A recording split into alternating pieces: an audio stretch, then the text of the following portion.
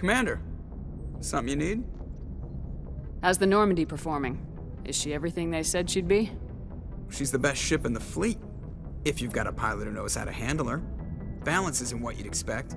Takes a while to get used to that oversized drive core we got stuffed in the back, and her power can sneak up on you if you're not careful. The Normandy's probably too much ship for your average Alliance pilot, Commander. Lucky for you, I'm anything but average. I like to know my crew. Mind if I ask you a few questions? I can see where this is going. You did a background check on me, didn't you? Well, I'll tell you the same thing I told the captain. You want me as your pilot. I'm not good. I'm not even great. I am the best damn helmsman in the Alliance fleet. Top of my class in flight school, I earned that. All those commendations in my file, I earned every single one. Those weren't given to me as charity for my disease.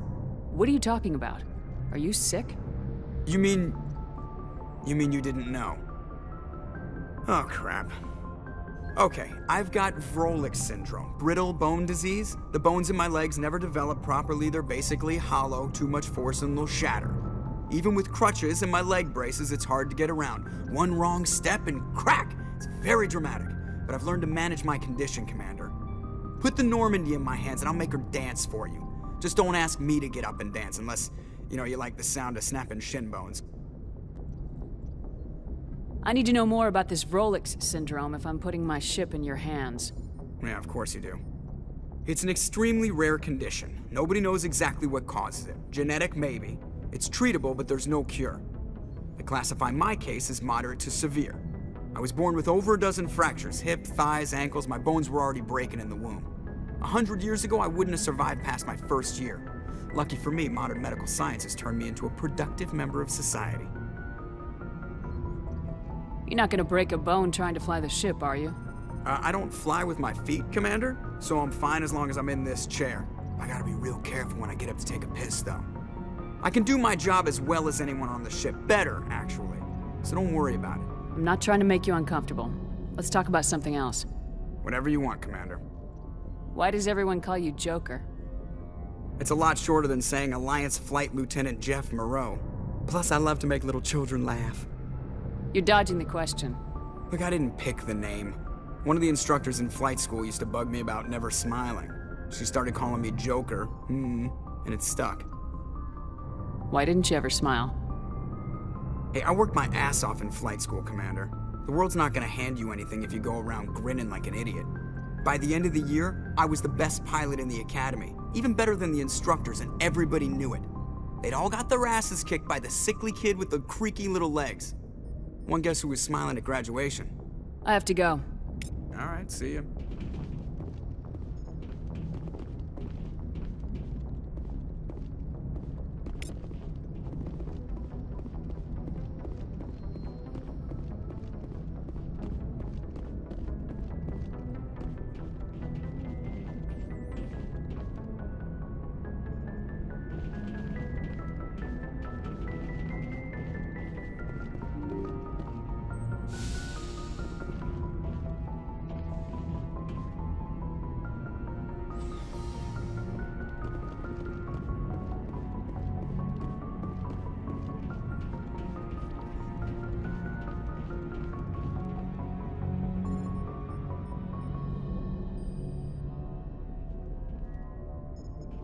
Anything you need, Commander?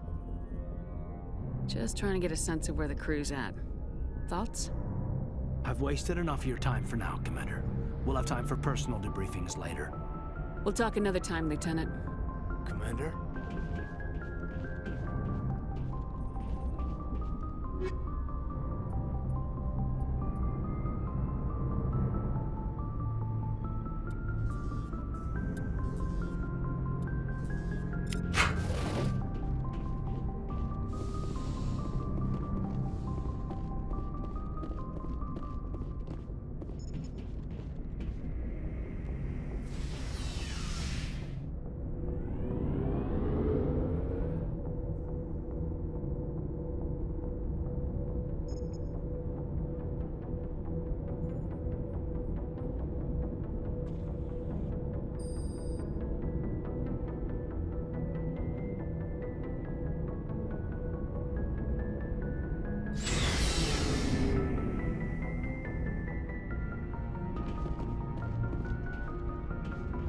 Hey, Commander. Looking for some extra supplies before you head out? What have you got? Whatever you want. Armor, weapons, mods. It's not standard Alliance issue, but that's not necessarily a bad thing. Well, as long as you don't mind paying for it. Why should I pay you for my weapons and armor? My stuff doesn't come from the Alliance. I have to purchase it myself, and it's not cheap. Hell, the licenses alone have set me back more than I'd like. But no licenses, no goods. Without the goods, I'm out of a job. What are licenses? Why do you need them? Manufacturers sell licenses. Each license allows me to buy and sell a certain brand of products. I already have several basic ones, but you'll need to buy more if you want me to bring in different brands. Many of the best licenses are hard to get, but they're well worth the cost if you can find them. What do the different manufacturers offer? There are too many for me to keep track of, but each license will explain what it's good for. How often will you get new items? Well, that depends on how many licenses you've purchased, but I'll rotate items on a regular basis regardless. And anytime we land someplace with a big enough port, I'll buy, sell, and trade whatever I can. Check back often. I need to move items quickly, so only the most basic items will be stocked consistently. Let's see what you've got. You bet, Commander.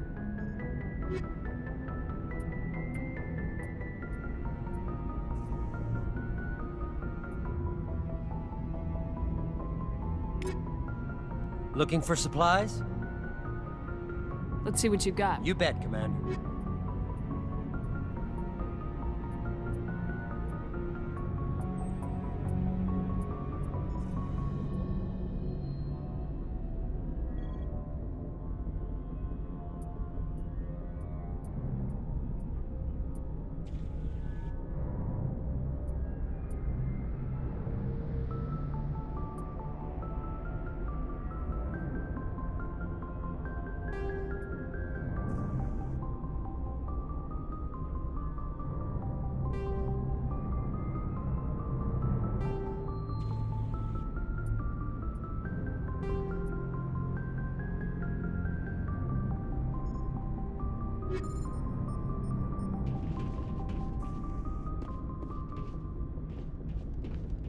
Nice ship you've got, Shepard.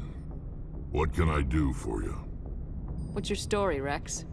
There's no story. Go ask the Quarian if you want stories. You Krogans live for centuries. Don't tell me you haven't had a few interesting adventures. Well, there was this one time the Turians almost wiped out our entire race. That was fun. Yeah, they tried the same with us, but we fought them off. It's not the same. It seems pretty much the same to me. So your people were infected with a genetic mutation? An infection that makes only a few in 1,000 children survive birth? And I suppose it's destroying your entire species? I suppose it isn't all the same. I don't expect you to understand, but don't compare humanity's fate with the Krogan. I was just making conversation. I wasn't trying to upset you. Your ignorance doesn't upset me, Shepard. As for the Krogan, I gave up on them long ago. The genophage infected us, but it's not what's killing us.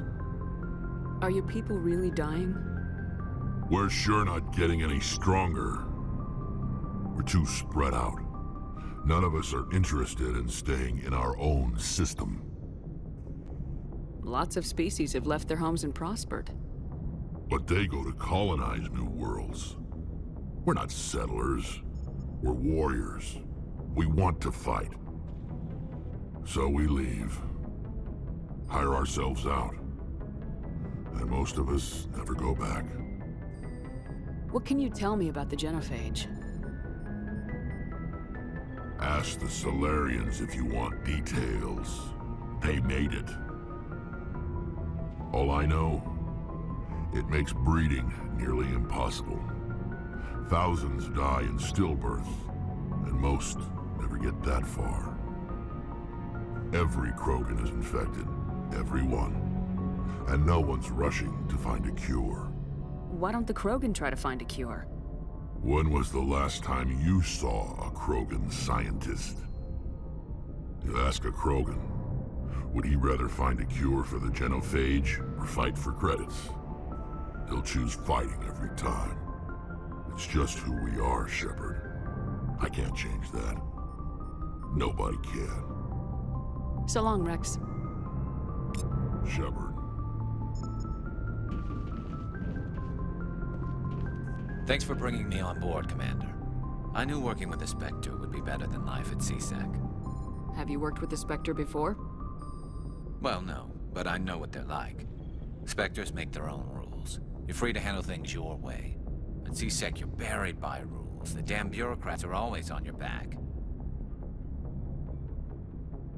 For the most part, the rules are there for a reason. Maybe. But sometimes it feels like the rules are only there to stop me from doing my work.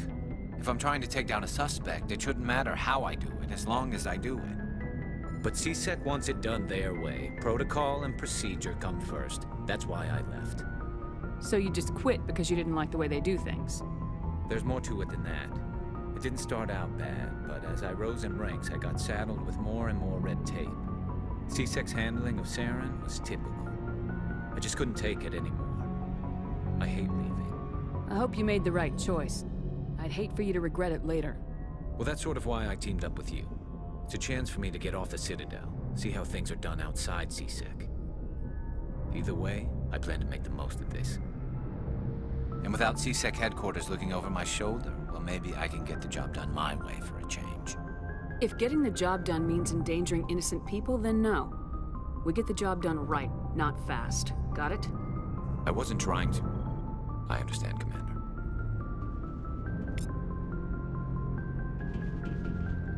Commander, good to see you.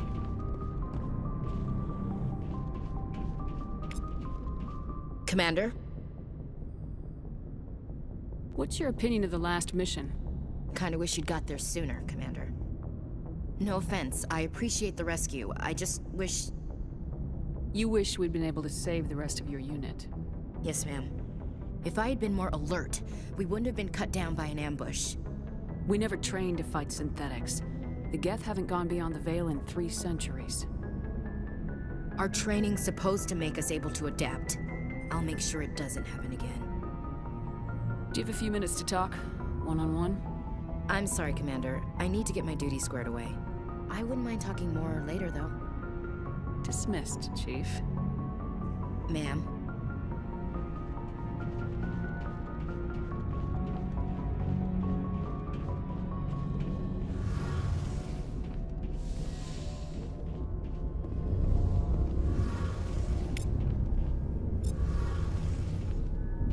Hey, Commander, you know that Quarian, Tali?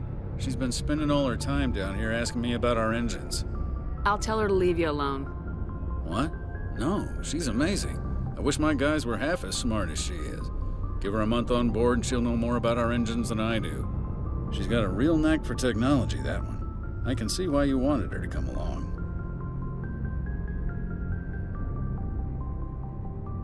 I figured she'd be a real asset to the team. You got an eye for Tali, Commander, but I'm guessing that's not why you came down here. Where else have you served, Adams?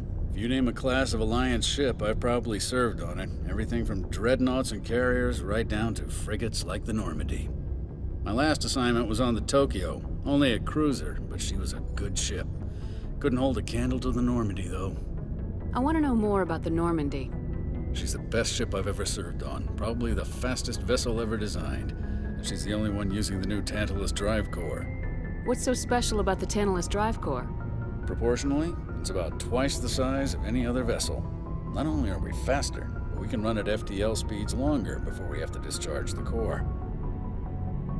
Fill me in on the IES stealth system. How does it work exactly? You can't hide a ship out in space. They emit too much heat and radiation, too easy for sensors to pick them up, unless you find a way to capture those emissions. So our stealth systems trap the energy we give off in storage sinks built into the ship itself, no emissions to give away our location. Eventually the sinks have to be vented. More than a few hours silent running and they overheat, cook us inside our own hull. There's no way for anyone to detect us? A visual scan can still pick us up. Anyone looking out a window can see us plain as day. but you have to be pretty close to get an actual visual out in space. Most vessels rely on scanners. As long as the stealth systems are engaged, they can't see us. Not unless we accelerate to FTL speeds. Why doesn't it work with faster-than-light travel? Cranking up the FTL blue shifts our emissions, pushes them into frequencies too high to capture in the sinks. As soon as we make the jump, it's like setting off a flare. Sensors can pick up our location whenever we enter or exit FTL flight, but for short-range missions, our stealth systems are amazing, and we've got the only one. Carry on, Adams. Aye, aye, Commander. Your ship's amazing, Shepard. I've never seen a drive core like this before. I can't believe you were able to fit it into a ship this small. I'm starting to understand why you humans have been so successful. I had no idea Alliance vessels were so advanced. The Normandy's a prototype, cutting-edge technology. A month ago, I was patching a makeshift fuel line into a converted tug ship in the flotilla. Now, I'm sitting on board one of the most advanced vessels in Citadel space. I have to thank you again for bringing me along. Traveling on a vessel like this is a dream come true for me. I had no idea you found ship technology so interesting. It comes with being a Quarian. The migrant fleet is the key to the survival of my people. Ships are our most valuable resource. But we don't have anything like this. We make do with cast-offs and second-hand equipment. We just try to keep them running for as long as we can. Some of the fleet's larger vessels date all the way back to our original flight from the Geth. I can't believe your fleet's still using ships that are 3 centuries old. They're constantly being repaired, modified, and refitted. They aren't pretty, but they work. Mostly. We've tried to make ourselves as independent as possible on the flotilla, grow our own food, mine and process our own fuel. But some things we just can't make on our own. A patch to maintain the hull integrity requires raw materials we just don't have. That's why our pilgrimages are so important. Tell me about your people. Our lives aren't easy. Resources are scarce, and we are constantly on the move. Everything we do must in some way contribute to the continuation of the migrant fleet. There are 17 million Quarians in the flotilla, and each of us relies on the others for survival. The bonds among my people are strong. Unfortunately, we have had to surrender many of the freedoms and civil liberties other species take for granted. What kind of freedoms? Well, it's illegal for parents to have more than one child. If our population grows too much, it would strain our resources to their breaking point. Of course, we also can't allow our numbers to become too few. If our population is in decline, the rule against single births is temporarily repealed. In extreme cases of population decline, incentives are even offered to encourage multiple births, though the Conclave hasn't had to take such measures in nearly a century. That's your government. The Conclave is our civilian branch of government. Each ship can elect a representative to serve on the Conclave and make decisions that affect the fleet as a whole. On matters that affect an individual ship, however, the captain has the final say. It's a tradition that dates back to the early days, when the fleet was governed by martial law. Fortunately, most captains nowadays are smart enough to have an elected council from their crew to give them advice and guidance. So the ultimate power rests with elected officials? In practice, the Conclave and the respective council for each ship tend to set the rules that govern our daily lives. But in theory, we are still under military jurisdiction. The 5 top-ranking military officials in the fleet serve on the Admiralty Board. These 5 have the power to overrule any decision by the Conclave in case of emergency. To do so requires unanimous agreement among the Admiralty, and they can only do this once. After that, the entire board must resign their posts. It's a safeguard that served us well. In nearly 3 centuries, the Admiralty Board has only overruled the Conclave 4 times. I want to know more about the Geth. I doubt I can tell you anything you don't already know. It's been almost 3 centuries since they drove my people into exile. All I know is the story of their origins. what they were when we created them, and how they turned on us. Interesting.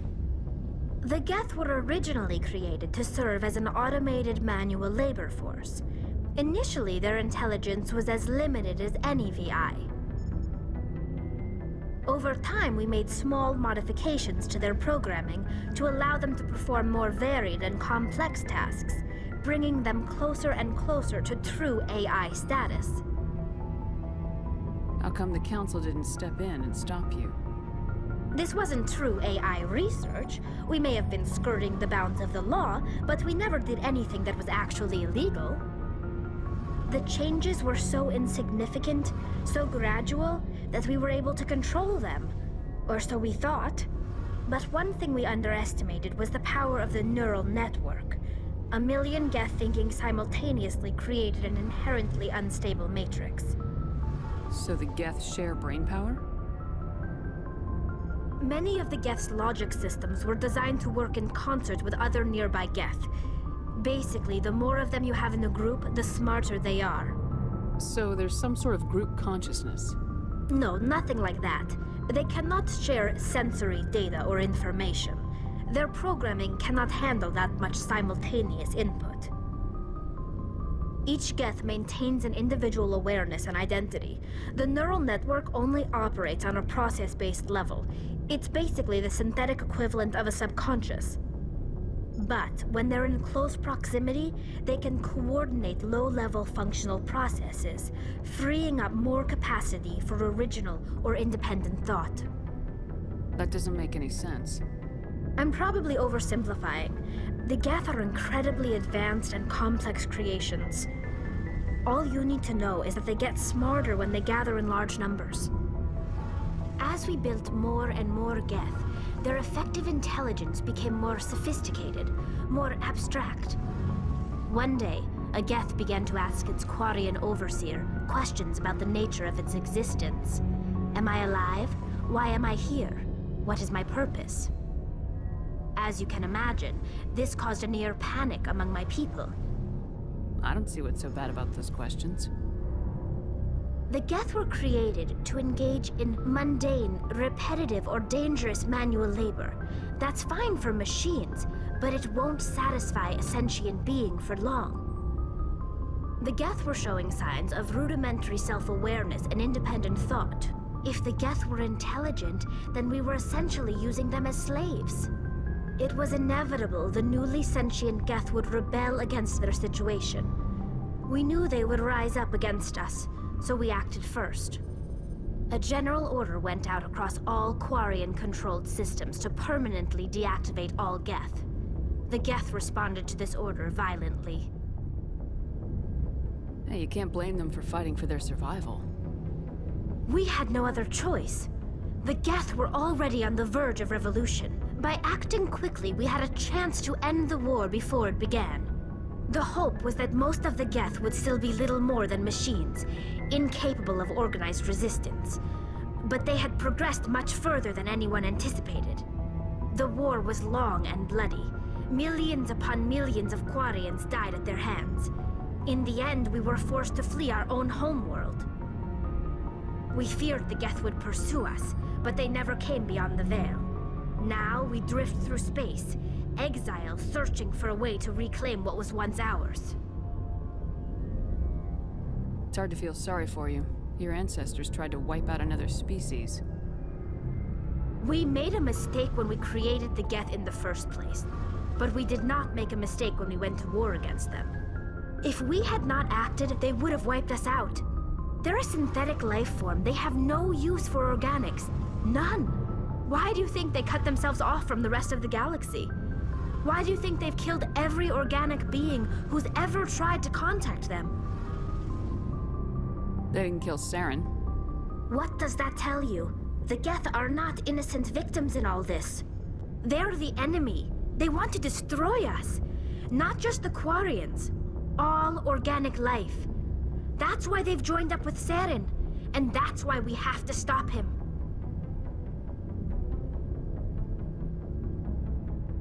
I want to know more about the pilgrimage. When my people reach maturity, we leave our birth ships and seek acceptance with a new crew.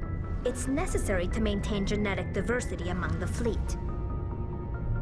But no ship wants to accept someone who will be a burden on them. So, to prove our worth, we embark on a pilgrimage. We set out alone, leaving the flotilla and our families behind us.